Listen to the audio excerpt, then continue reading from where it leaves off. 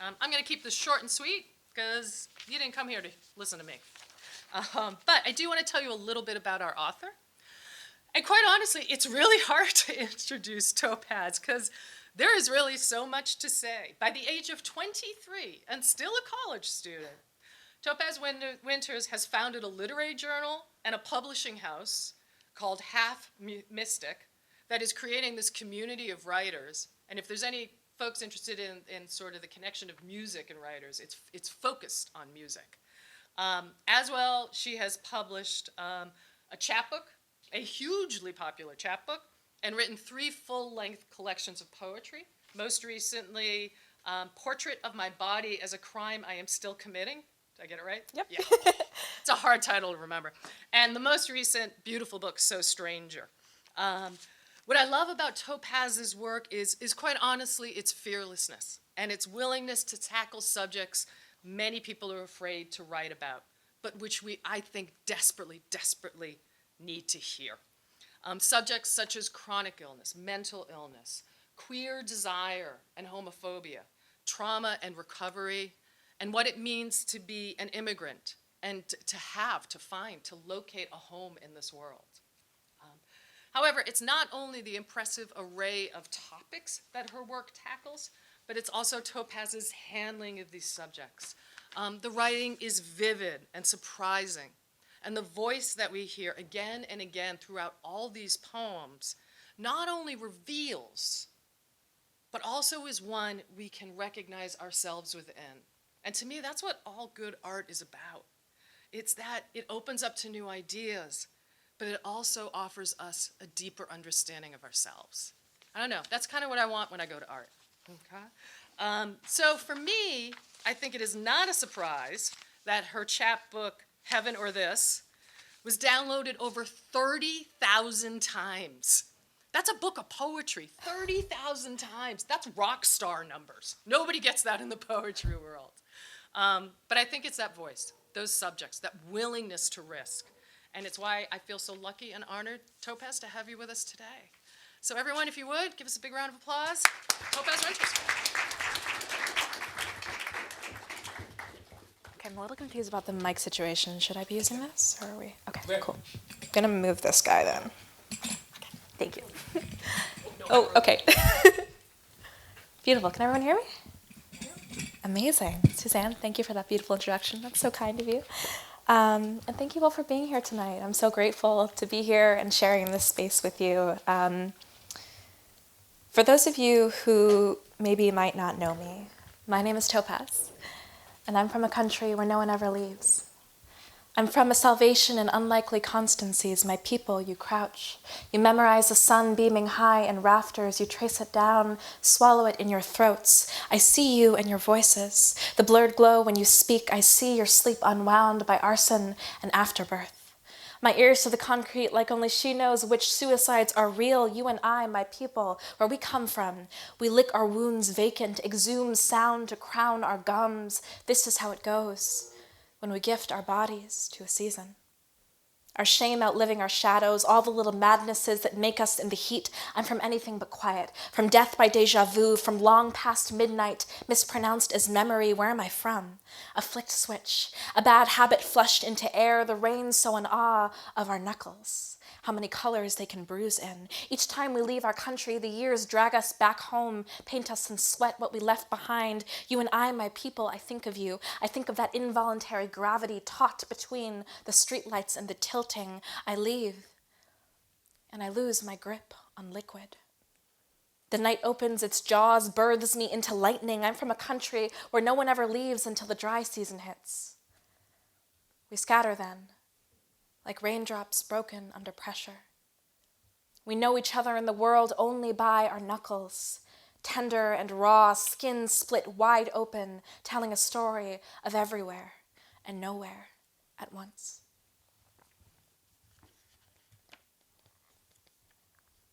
So this is a book that I wrote. It was a poem called Where Are You Really From? I was thinking a lot with this collection about what it means to be from somewhere, and what it means to have somewhere to return to.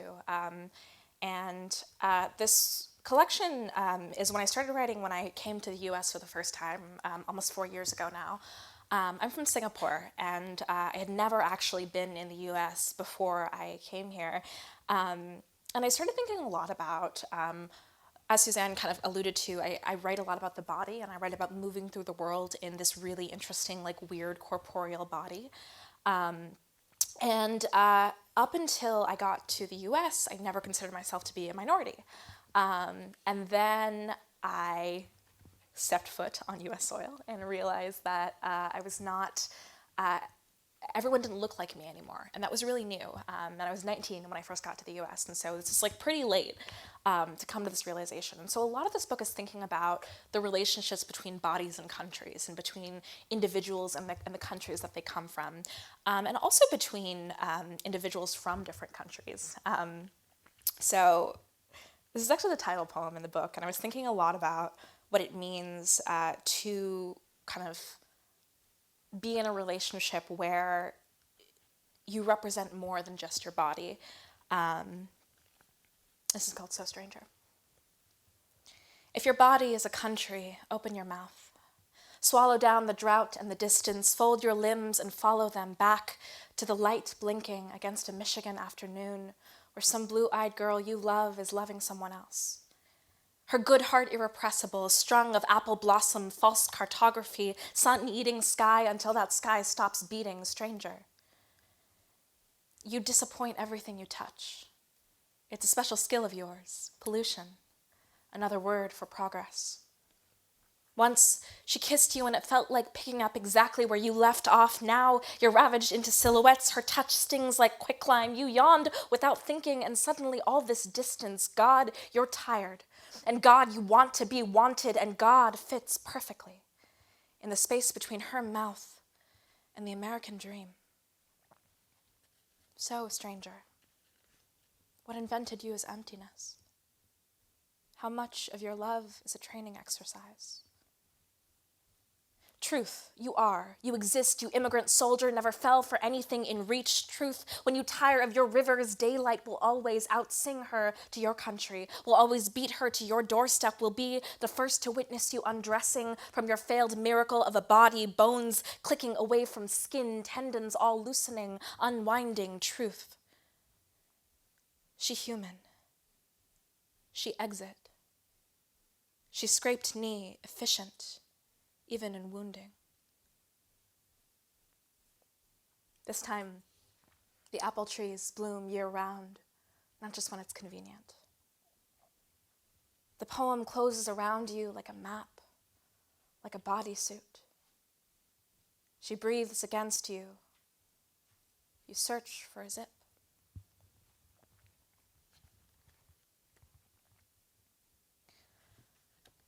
So, I grew up in a community of people who, like I mentioned, don't look like a lot of the people that I know here. And so it was really interesting to kind of experience the 2016 election as someone who, like, I knew I was going to move to America in several years for university, but I didn't actually know what effect that election would have on me. I also couldn't vote, so to me it was kind of like this sort of like a far-off thing in the distance that didn't really matter. It was quite fascinating to kind of see the reactions of folks around me as this election was happening, and then finally to get to the US and understand that there were these really important, like, material, corporeal consequences that I just had no idea about. And, you know, my medium is language. I think a lot about language, and I also think a lot about how language changes us and shapes us. And so the structure of this book is it's divided into Ars Poeticas. And an Ars Poetica is essentially a poem that thinks about what it means to be a poem.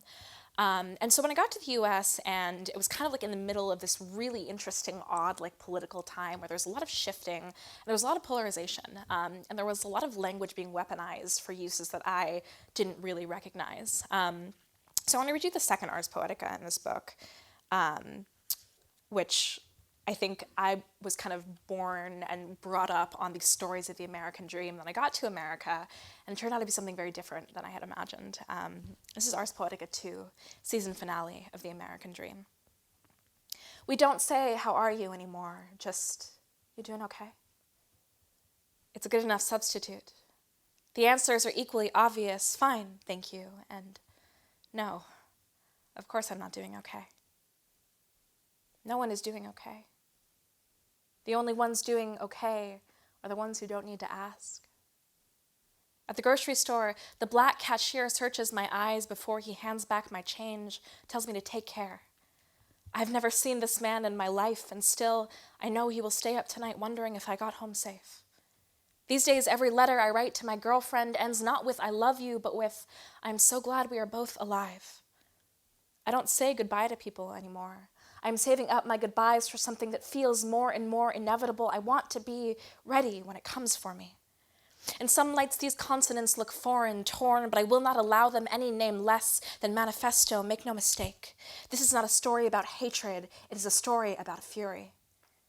You can do a lot to our language, but you can't make those two words mean the same thing. The woman who lives next door to me is a Khmer Rouge survivor. I was with her when she learned that a man who brags about sexual assault is now our president. It is the first time I've ever seen her angry, and now I know how she survived. Now I know how we will all survive. Make no mistake. This is not a story about fear. It is a story about what happens when we grow tired of being afraid. I walk down the street, and the existence of my body is a room made entirely out of knives. Yesterday, my sister told me that she was going out with her friends, and I tried to say, have fun, but all that came out was, are you sure you want to wear a skirt that short? You cut your teeth on every new language we burn in, and we sing more radiant, more jagged still. You think everyone here is full of fear. Make no mistake. This is not a story about fullness. It is a story about starvation. We are so hungry, we are bloody. So hungry, we are frantic, so hungry. We may never eat again.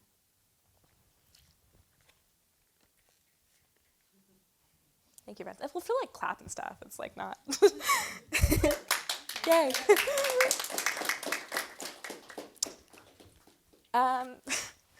So I was really proud of this book when I wrote it because I have two previous books. And they're both about various permutations of illness and how illness lives in the body and how like a person moves through the world within the confines of illness. And I wrote this book and I was like, finally, I have a book that's not about illness.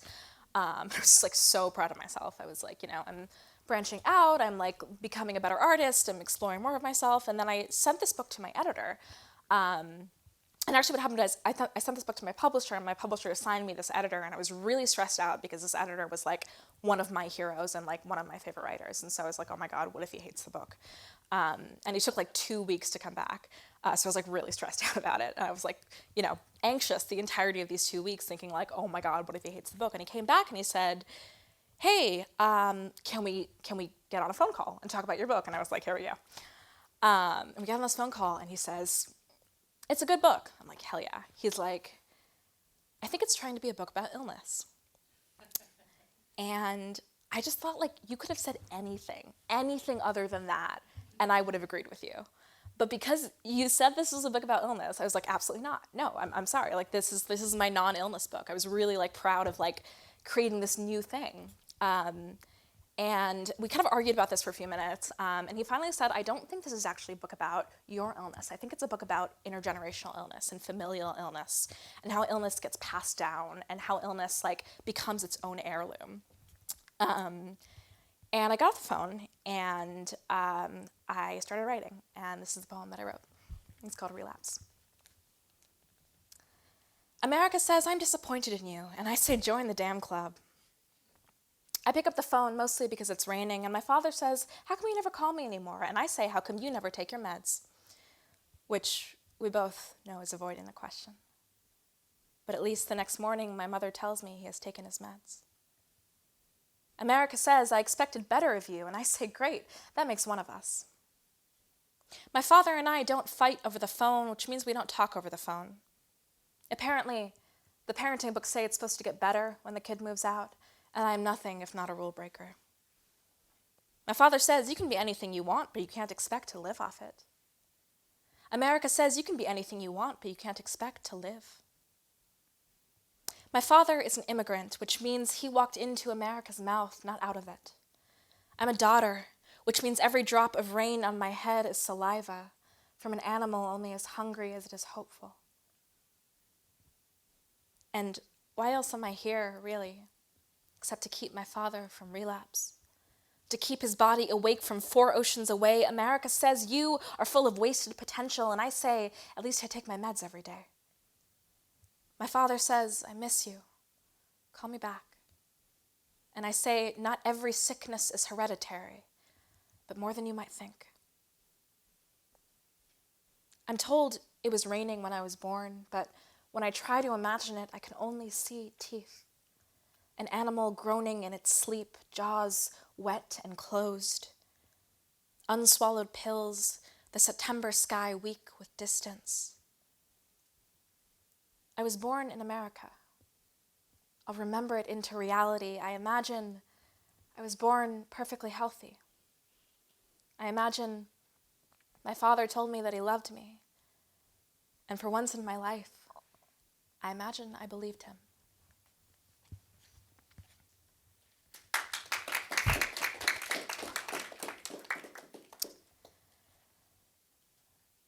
How am I on time? Okay, awesome. I think I might slip one more poem in here then. Okay. So my grandmother and I are not that close. I have 2 grandmothers, as many of us do. And my grandmother on my mother's side and I are very, very close. And my grandmother on my father's side, we're very much not close. And my paternal grandfather died about 6 years ago. And my family and I don't go to India that often, which is quite odd because we're very close to India. But when my grandfather died, we ended up going to India for the first time in several years. And I was seeing my grandmother, and like I said, I don't know her very well. I don't really have a relationship with her. But it was really fascinating to kind of see how much our relationship, or lack thereof, is predicated upon language and the lack of language. And how she speaks Hindi, I speak almost no Hindi, I speak very broken Hindi. And I was raised, in my home we spoke Tamil, which is another Indian dialect. And so it's like a very kind of minor difference, but it really is the difference between communication and no communication. And so we were in India, we were in Delhi, and we were kind of going through, in India, funerals are like a multi-day process. So we're going through all these stages of this funeral. And it was really interesting to kind of watch my grandmother lose this person who had been with her for like 40 years of her life.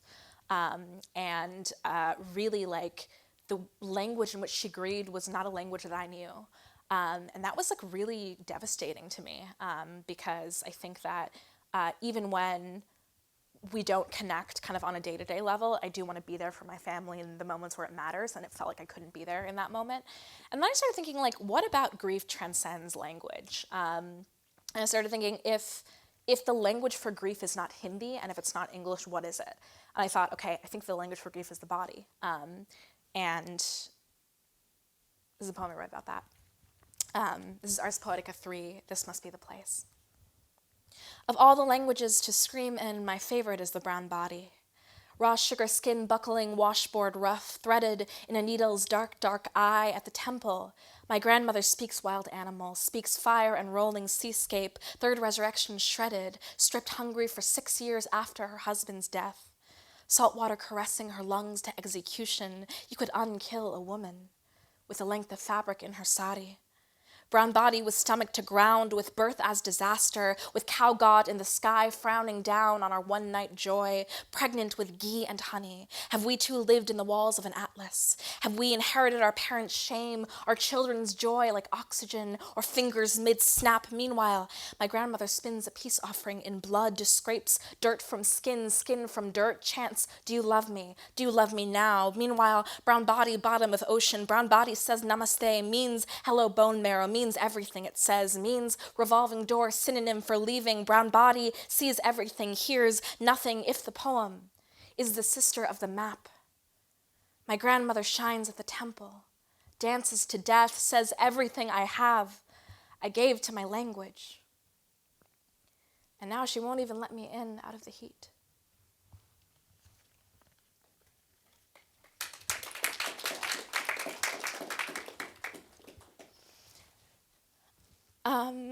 So I come from a place where it's like very taboo to be queer, and I figured I was queer very, very young.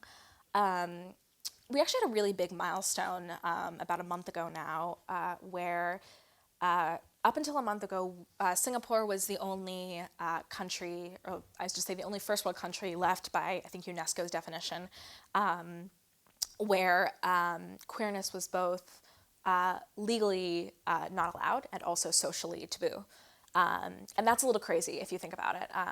And a month ago, we repealed our law stating that queerness was illegal.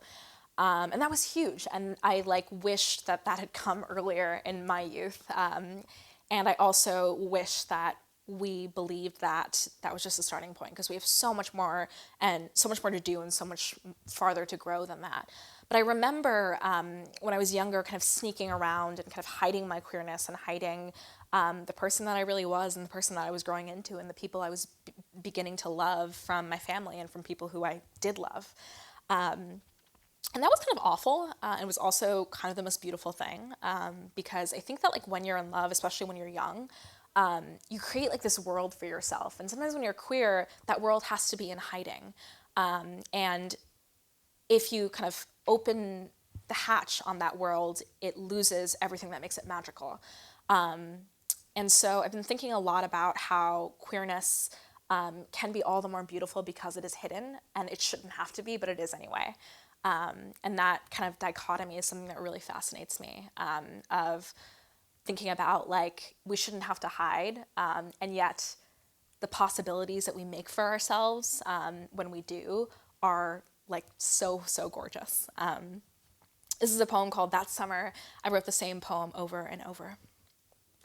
It always came in flashes, pristine as a rebroken bone. The walk to the ends of the world, or at least ours, fever of monsoon season whittling through our throats. Every night, the same park, the same dark. What else was there to write about? That first summer I learned to be beautiful as mutiny. Watch can be a verb or noun, omen or gift. Eyes everywhere and never enough time to carry dusk to its finish line. That summer, we were almost angels. We pushed back the dry season with our bare hands, came home each night drenched in each other's sweat. In that park, I learned how to be someone's greatest fear, by which I mean I learned what belongs to me. I learned that pawn shops make you sad the way that funeral homes make most people sad. Learned that every night after you saw me, you went home and sat on your bed in the moonlight and plucked the feathers off your back before you went to sleep. I only thought about the word miracle, with your palm in mine. The world moving but not heavy. From behind, each passing auntie could have been your mother's best friend. Call that a love language. Breaking apart at a familiar silhouette on the pavement, playlist set to private on Spotify. I didn't want to die. I just wanted to love you. You bribed your brother with convenience store cigarettes, watched him lie to your parents' faces for you. I couldn't have inherited a more stunning betrayal. That summer, I wrote the same poem over and over, and I've never been a better poet. There was a time we had gorged ourselves on promises, Rome or New York or one day when things are different. Now, all there was to promise was a walk tomorrow night. Her teasing open the dark, so sweet. No one saw us unless we saw us first. At each blink, another uncle on a well-timed grocery store run, family friend on the way home from work. It wasn't about us, so much as the specters we imagined into words. Smart girl, do you know your parents are so proud of you, even now? Do you know summer has gods of its own? Do you know which of your mouths wants me? Do you know you can write the same poem 1,000,000 times, but you can only wake up once from a dream? In the right hands, a kiss can be a crime scene, and I've never loved anything without something to hide. Feathers in the garbage can, excuses in the cigarette box. Stop me if you've heard this one before.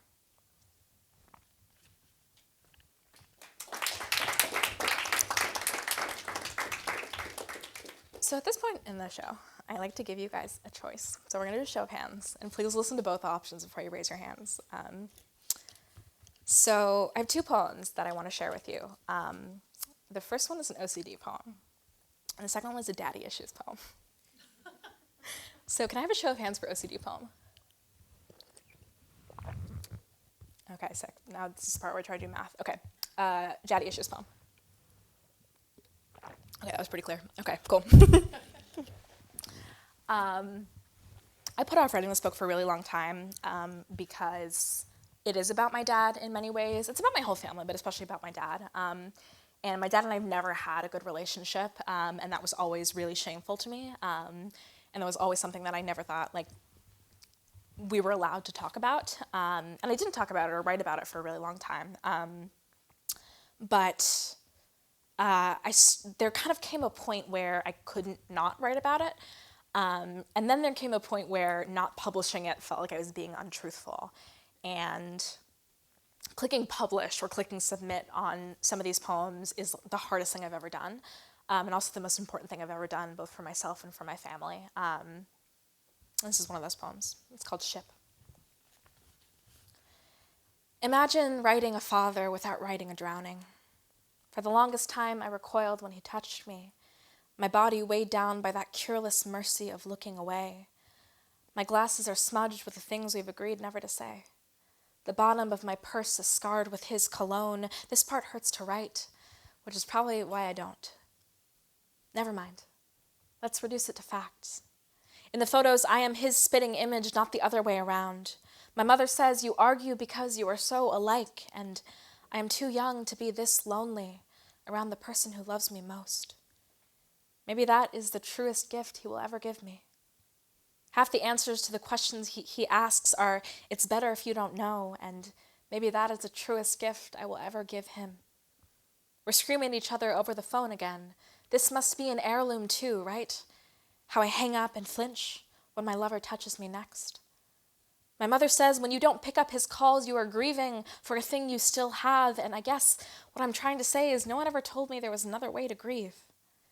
How am I to forgive myself for always being the one to leave first? How am I to forgive him for loving me in a language I've never had the lung capacity to learn? We are always in the process of destroying each other. I've only ever seen him cry over me. I've never once seen him flinch and look away.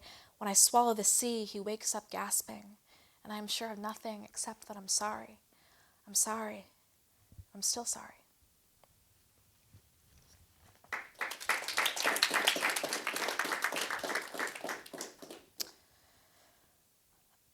So this is my third book, and it was really interesting kind of thinking about how I wanted to write this book and how I wanted it to sort of compare to my other two books. This is the first book I've ever written while not living in Singapore, and I think that made a really big difference. And I wrote a lot of this book actually on planes, which is kind of fitting given the topics, but so much of this book is about the person that I was and the person that I want to be. And a lot of this book is also about the people I thought I wanted to be. And I think that one of the most beautiful things about growing up is you shed a lot of the stories that you told about yourself. And I look back at a lot of my old work and I just think this person was so enamored with the idea of violence. And the idea of violence is like this beautiful artistic thing. And I have a lot of compassion for that self. And especially when I go back home, I meet a lot of the people that I thought I would love for a lifetime, and I realized that they were more married to the idea of violence than they were married to the idea of growing with me. And that's really scary to think about, and that's really, honestly, quite devastating to go back and realize that the people who really shaped you are not people who you would want to be friends with now. And so I think a lot of my work these days has been making peace and having compassion, both for those people and also for those versions of myself who desperately wanted to find a meaning and thought that the meaning was in violence. This is a poem that's kind of a love letter, I guess, to those versions of myself. It's called 17. Someone said, make yourselves useful, so we made ourselves violent. It was the year we grew backwards out of the mouth of our youth, year 17, when there was so much more we missed than what we'd left behind. That year, we dreamed the dreams you dream at 17, none of them clean laundry yet, but secrets, daggers, salt on our lips. We could have loved ourselves, but instead we decided to kill ourselves, mostly because it seemed like less work, and our packing lists were so long already.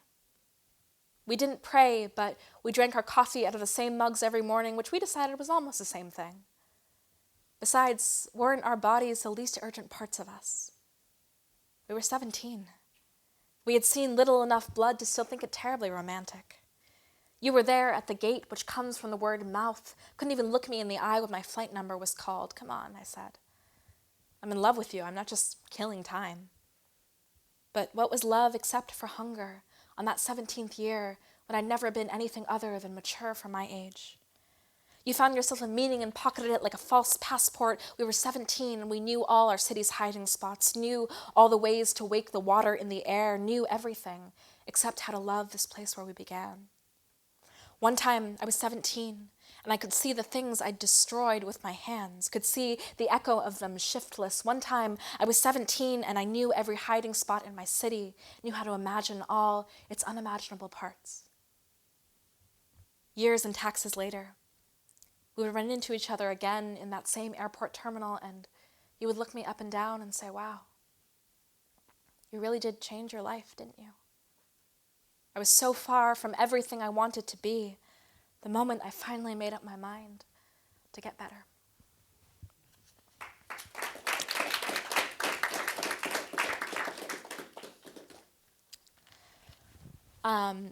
So I think also a lot of growing up is realizing that the people that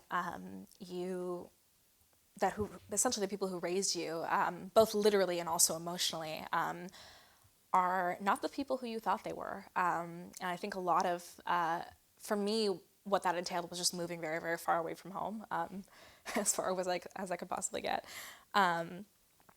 But so much of this collection kind of came to being with this really terrible thought that I like myself so much better when my father isn't around. And that was really, really scary to think about because I love my father more than anybody in the world, and vice versa. And I started thinking, like, if I could say things to my father that I wasn't able to say growing up, what would I say to him? And then I fell in love, and I thought the things that I would want to say to a lover are many of the same things that I would want to say to my dad, because I would want him to be loved in the same way that I love this person. And I think a lot of this book arises from trying to chase that kind of love instead of a love that's tainted by trauma, and that's tainted by kind of like a really unpleasant history. So this is a poem called In Your Absence. I became an ever-rotten thing. I ate my extinction and woke to your anatomy, Father. Before I left, you called me Wound. Now I go by new aliases. Poet, piano chord, strained and caught between two pillars of light. You raised me a sister of memory, but I am forgetful still. You raised me invention, scared without skin, but when she touches me, I am no longer Republic of Zero. No longer calamity of daughter. In your absence, I am bitter even after absolution. In your absence, I circle back to where you started, pretending it's the same thing as never having left. So tell me how you heard my heartbeat before it began, and I will tell you how I am you but crueler. You in the dialect of her skin, you transcendent and lonely, you taught me to be good, but in your absence, I think I could settle for happy. With her, it doesn't keep me awake at night. With her, I'm no longer my worst mistake. When she laughs, I forget how to attack. It's late January and the sirens haven't started yet, but in your absence, I am learning to bless the accidents too. Father, teach me again to walk into the flames. Teach me again what's golden. When she touches me, I forget how to count the days until gravestone. I think if I am somewhere, I must be home. Even half the world away, I feel your gaze rebuilt from grief into honey, the days unspooling into rainfall, and the years like a sky not stolen but borrowed. In your absence, I became an ever tragic thing, but when she looks at me, I don't want to jump anymore. Father, it's late January. I know you're still at work. Let me pick you up afterward. Flee the sirens, come home, and meet the kindest thing I never was. Her name is Girl. I've been everywhere with her, except for danger.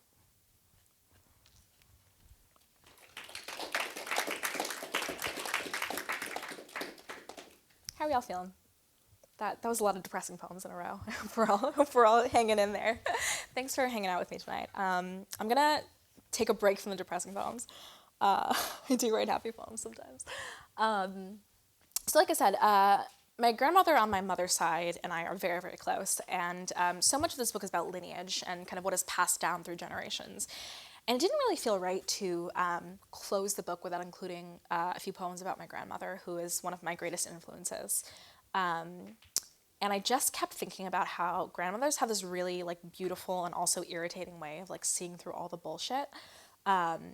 And I don't think it's just my grandmother. Like, I'll like say something to her and she'll ask me what I really mean, and she won't let go until I actually tell her what I really mean. And I hate that and I love that. And that's actually made me a better poet. And in this book about writing poetry, it felt really important to include some of that. So this is one of my favorite poems in the book. It's called On the First Day of Planting, My Grandmother Becomes Her Garden. She insists that I am a zinnia whisperer, which is perhaps the kindest way of saying this is the only plant in her garden that I have yet to kill. She gives me the rake. How's your heart, Kanama? And maybe I will never know another love as big as her wrists caked in potting soil, holding each weed she pulls as though it is the best secret she has ever heard. I say I mostly like my classes this semester, but one of my professors is crazy. Dirt falls through the rake. She digs 2 fingers into the soil. When I was younger, she would say to me, Kanama, some messes are worth making. Now she sprinkles fertilizer into the trench and says, okay, but how's your heart? A goldfinch swoops by, a promise already kept. I say, I'm applying for another internship just for extra pocket money. She says, ask your father for help on your cover letter. It'll make him feel included.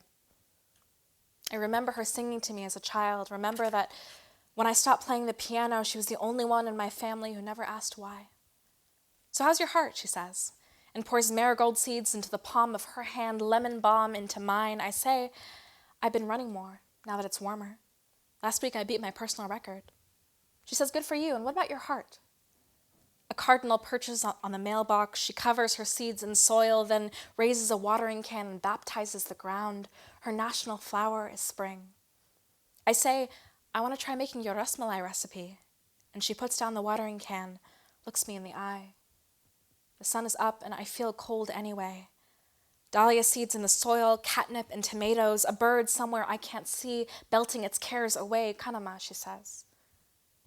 Your heart. And I look at her right back. Grandma, I say, my heart hurts so much. My heart is so scared.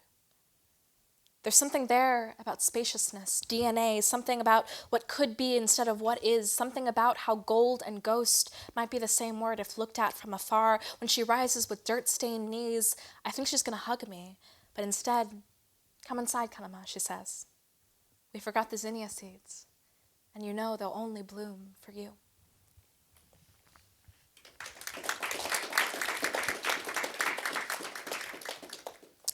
Okay, I've got like 3 more, if that's cool with you guys. So I was writing this book about my family and about my dad and about what is passed down. And then COVID happened. And I was away from my family for several years. And that's the longest time I've ever been away because Singapore closed its borders, so I was kind of stuck in the US. And while COVID was happening, I really didn't write at all, but I was doing a lot of noticing. And to me, I think noticing is half of the work of writing. And what I was noticing was I was kind of gaining this family that was not my blood family.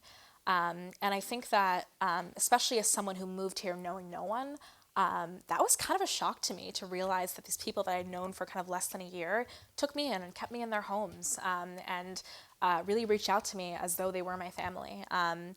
And I had never kind of had an experience like that before. And so in this book about family, I also wanted to include a poem about my friends.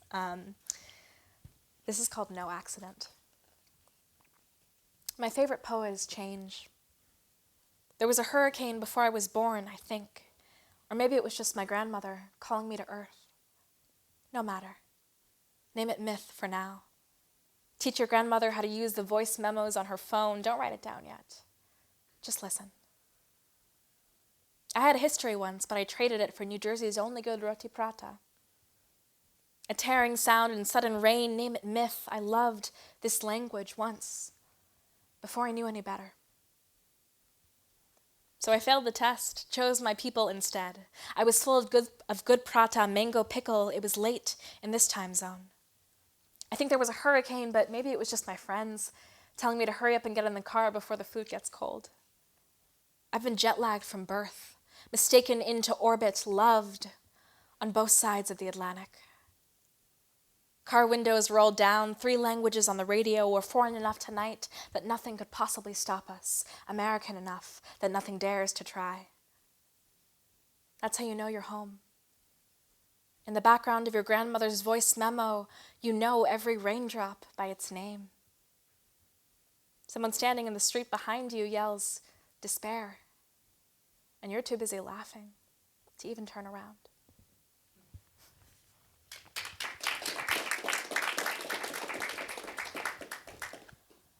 So these last two poems in the book are really important to me because they are the first poem I wrote after COVID and the last poem I wrote before COVID, in that order. So I want to read you the poem that I wrote after not writing for about a year. What ended up happening was I like to take solo trips. I try and do that annually. And while I'm on these solo trips, I take about a week and I just disconnect from everything. I just think a lot and I write a lot and I just spend time with myself. And I ask people not to call me. But there was one year where I took a solo trip, and this was right on the cusp of New Year's. And on December 30th, I went to bed, and I woke up in the morning to 7 missed calls. And I'd not written a poem in a year. And I got these calls, and I called this person back, and I got some news that kind of changed everything about my life and my family's life. And after I hung up the phone, I wrote this poem, and then I kind of started compiling this manuscript, and I sent it out to my editor about a week and a half later. I think this poem, it means a lot to me, both for its context, but also because I think it says a lot about what my relationship with my family is and how it's evolving, and how so much of, I think, the world that we live in and the relationships that we have are predicated upon trying again. I really, really believe that all we can do in a relationship is try again. This is called 2 a.m., the eve of New Year's Eve. My parents are arguing over whether to buy a new piano. My father says, let's take a deep breath and think about this rationally. My mother squalls out of the room into mine. She says it's impossible to do this with him. He doesn't understand how a body thirsts for music. Years away in Philadelphia, the music in my earphones stops at 2 a.m. The next morning, New Year's Eve, I wake up and learn that my father has had his first epileptic seizure. My father is a mathematician. He dislikes the music that made me. Even so, when I was a child, he would dance across the kitchen floor with my feet on his, tell me, "Sweetheart, you are my favorite song's favorite song." Years away in Singapore, my lover asks about my father, and I say he is the best person I know, and I hope never to be like him. My philosophy professor says the thing Plato called math, Cicero called music. The way my father knew my name for 20 years before I was born, and to this day, must be reminded of my birthday. Years away in my childhood home is cluttered with too many instruments. The piano in our entryway is older than I am. I call my father at 2 a.m., his time, and he always picks up. I am every sickness he can't leave behind. I am every differential he has dreamed into song. My mother says some people can be musicians all their lives and never once realize it. Tonight, years away in Philadelphia, the calendar has just turned December 31st. The past hushed in wait for morning and her rituals of newness. Against the window, my future selves knock, but I've already restarted the playlist. I readjust my earphones. I skip the song called Forgiveness. Then I go back and I play it again.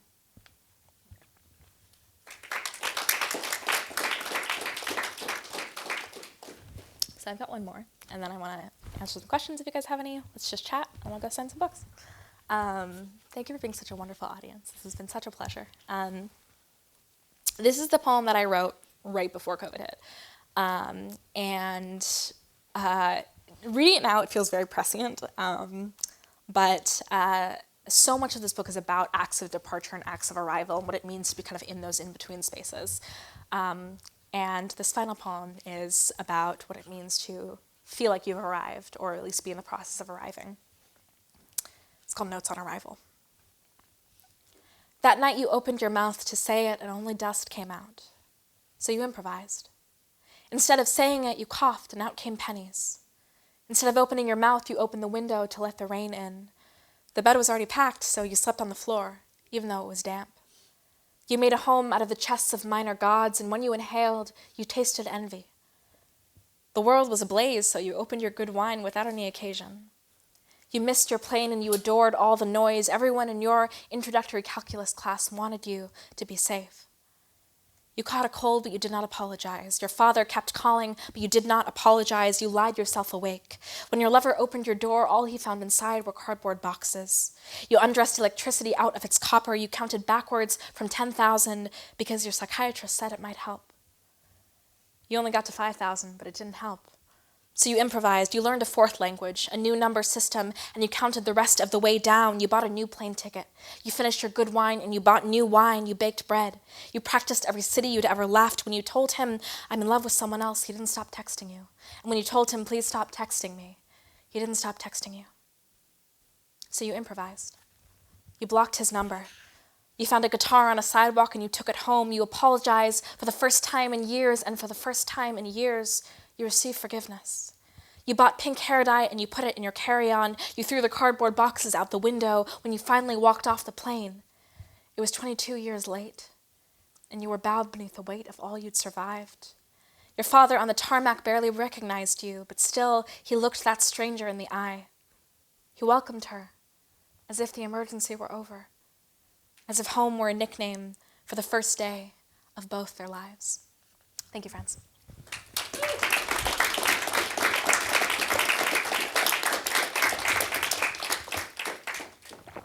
Let's chat. What's on your minds?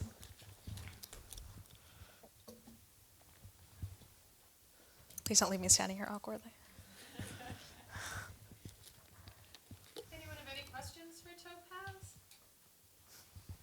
Yes. Do you feel like, in a way, writing has raised you?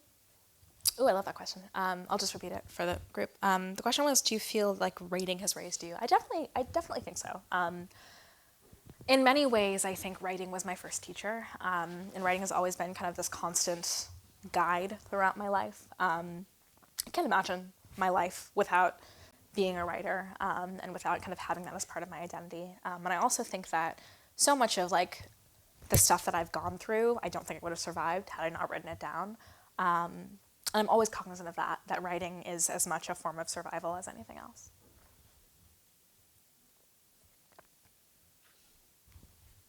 Is that a hand? No, okay, sorry. Yes. Do you think leaving your family to help express your sexuality was the healthiest thing you could have done? Well, my family knew I was queer before I left, and so that I think is an important addendum. But weirdly enough, my family found out I was queer because I published a chapbook about being queer, and it ended up doing really well. And my family found it, and they were like, interesting. This name looks familiar. So, the question of how's writing raised me, in many ways, yes, literally, like, writing helped me come out. But also, like, I don't think I necessarily left in order to find myself. I think I left because the place where I came from was growing too small for me. And I had kind of reached the limit of what I could do in Singapore, and the heights that I could reach in Singapore. And what I really wanted to do was just go somewhere where nobody knew my name and figure out, like, what does my life look like when I have nothing except me? And that answer has surprised me in a lot of ways. And like I mentioned, like, I've very much found a family, but I don't know that I consider one family, like my family here, to be less or more important than the one back home. I think that whenever I leave and arrive to something new. And that's one thing I deeply, deeply value about being someone who's kind of constantly in transit, is there's always a home wherever you go.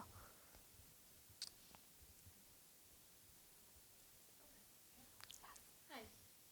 Can you speak to, like, who are the poets that most influence you, and who are the poets that you just go to over and over when you're looking for escape or just to enjoy poetry? Yeah, I love that question. I'm really lucky because most of my favorite poets are my very dear friends, and I just like love my friends' work, and I feel like so much of like what I adore about writing is being in community with other writers. Danette Smith, we were talking about them earlier. I adore them. Monica Yoon is a big one. Jason B. Crawford. I love. Gosh, I'm completely blanking right now. Not necessarily in my community, but I love Sappho. I love Anne Carson. I kind of grew up on Sylvia Plath. Cyril Wong was one of my first mentors, and he was also somebody who really opened my eyes to the possibility of what poetry could be in Singapore. Alvin Pong did that for me too. I love Stacey Balkoon. Hazem Fahmy is someone I've published who I followed his work for many, many years before we actually became friends. Really, I feel like so much of like the work that influences me is the work that's around me. And I just feel like that's like one of the most special things about being a writer is you're in community with so many incredible minds and you get to like feed off of that and create something new off of that. Yes. How did your family react to you writing about them? And would you advise other writers to do the same? So the question was, how did my family react to me writing about them, and would I advise other writers to do the same? It was a years-long conversation. It was very much, like I mentioned earlier, I did not write about my dad specifically for a really long time. The rest of my family kind of jokes I don't write about them enough, which is hilarious, if you've heard some of the stuff I write about my dad. But yeah, I think there was a lot of back and forth. There was a lot of, frankly, a lot of therapy, and there was a lot of me kind of trying to negotiate this balance between what do I need for me and what do I need to do to respect my family. I don't think there's a one-size-fits-all answer. For me, my family, also the other thing is my family doesn't really understand poetry. So there was kind of a thing where I told them that I was writing about them out of courtesy because I respect them and because if it were me, I would want to know. But oftentimes they'll read it and they won't actually understand what it means. And to me, that's a comfort. But I think that's also something where I have written pieces and my family has been angry at me. And whenever I publish something that is not about me, I have to ask myself, is this worth the potential blowback? And in the case of all the pieces that I published, the answer has been yes. And there are some pieces the answer is no. There's a lot that I've written about my dad, and there's a lot that I've written about my family and people outside of me that I would never publish.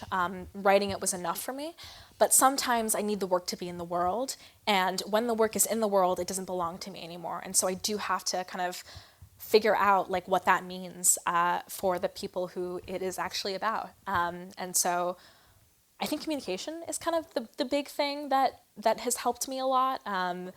I try and be very frank with the people that I write about and essentially tell them this is what I'm doing.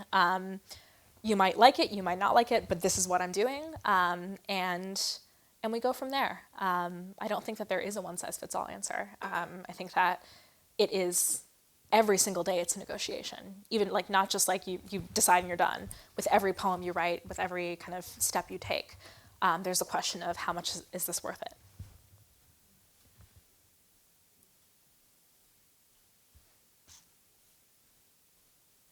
Oh, hi. Did you feel any stigma or biases against you or towards you as you were entering like just poet areas or literature areas in general in America? Oh yeah, completely. Sorry, the question was, did I feel stigmas or biases for or against me? I came to America wanting to be like nobody, and wanting to just kind of start fresh, and I realized that didn't actually happen. Literally my first day of university, like 2 people came up to me and said, "You're Topaz Winters, like I'm a big fan of yours. And like I've been waiting for you to come to campus." And that was like, that's a lot. And so I would call that a bias towards me, I think because I did have like this name that I had this body of work and I had this following. But there was also a ton of stigma around my age. And that's just kind of a thing that gets brought up in every interview I do, everything I do, people have to mention my age. And at this point I'm 23, so like I'm not that young, but I started, like my first book came out when I was 17. And that's really shocking for a lot of people. And so there was a ton of like, you can't be doing this, like you're too young to be doing this, books published in Singapore aren't real, like your writing can't really be like up to caliber, all these things. And so a lot of my work, I think, was navigating around those biases and those stigmas. I don't think that poetry has an age. And I also think that there's this really interesting thing where we don't like people who are too young, but we also don't like people who are too old. And I don't really know what the deal is with that. So I actually found a lot of comfort in joining communities with people who are much older or much younger, because I found that those were also the people who were kind of being cast to the side. And I found a lot of comfort in just like being very unapologetic that like this is what I do.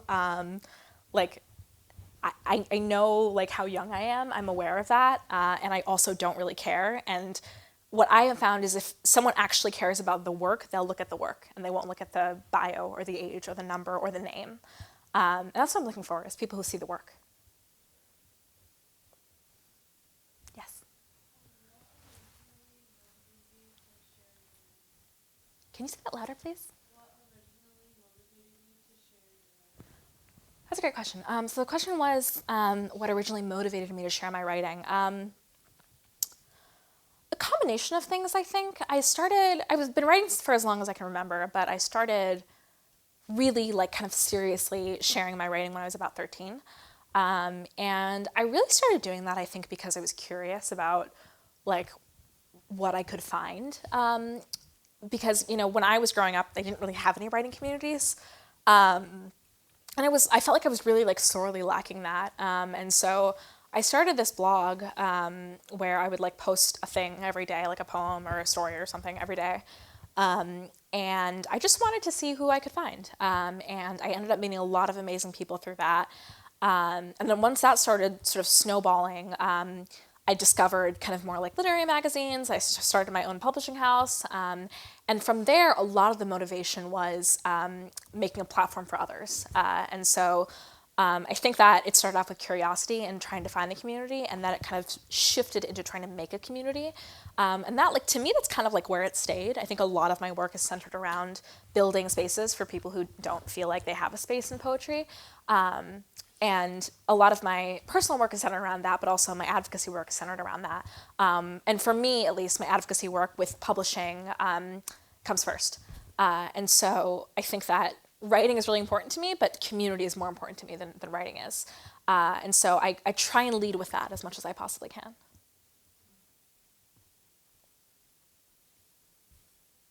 Yes.